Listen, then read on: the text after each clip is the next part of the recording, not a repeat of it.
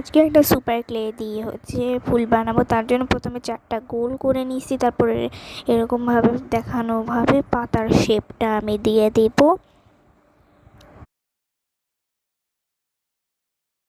পাতায় আমি অত কিছু ডিটেল করি না, একদম সিম্পল পাতার মতোই দিয়ে দিছি।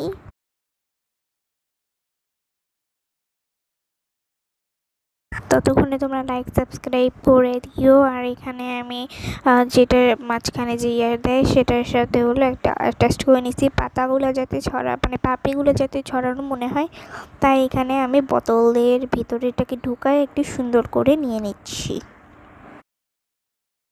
এরপরে এরকম লম্বা একটা ডাল নেবো, এটা কিন্তু সবুজ কালার নিয়েছি। এরপরে মাঝখানে ক্লেটুস দিয়ে এভাবে 2টা ভাগ করে দেওয়ার পরে এখানে আমি পাপড়িটাকে অ্যাটাচ করেই দেব।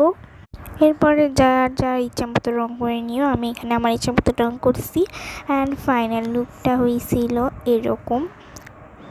বাই।